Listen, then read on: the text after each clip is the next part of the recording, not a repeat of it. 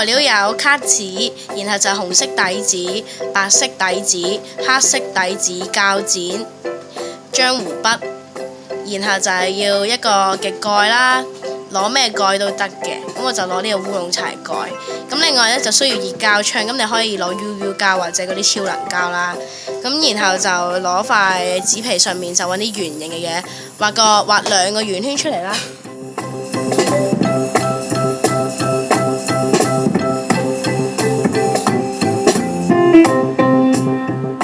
然之後呢，就將嗰兩個圓圈剪出嚟。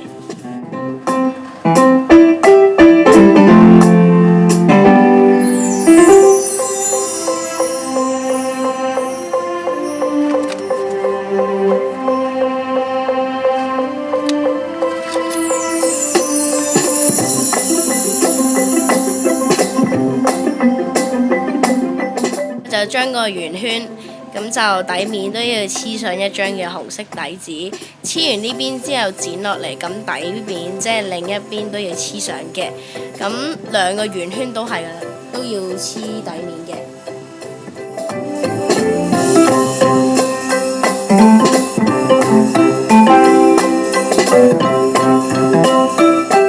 後呢，就攞一個白色嘅卡紙，然後呢，用圓形嘅嘢又畫一個圓形出嚟，之後剪出嚟對接一半。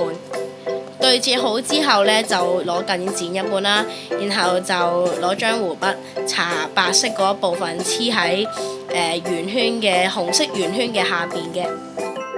之後就準備兩條黑色紙啦，都係黐一面啦。白色紙黐一面，黑色紙都係黐一面嘅。咁啊黐上去中間嗰個位度，咁就得㗎啦。準備兩個黑色嘅圓圈啦，然後就黐上去中間啦，都係同啱啱一樣，就要黐正中心，然後就準備兩個嘅圓圈啦，白色圓圈，咁啊黐落中間度啦，咁就已經整好咗㗎啦個面啦。咁之後你就喺其中一塊，淨係其中一塊啦，咁就剪一個嘅長方即係好細嗰啲好細嘅罅位剪出嚟，俾佢陣間可以攝耳機嗰個插位同埋嗰個耳機嗰度位啦。咁之後就攞熱膠槍啦，咁就擠落去啦，就黐咗個蓋落去黐一面，跟住咧喺個邊邊度咧就就搽上啲熱膠，同埋喺第二邊黐上去嘅。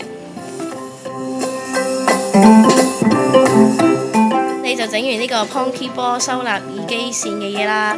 咁希望大家會中意今次嘅教學片啦，會 like 呢段 video 同埋 subscribe 我嘅 channel。咁你次次都有睇到我最新嘅 video 噶啦。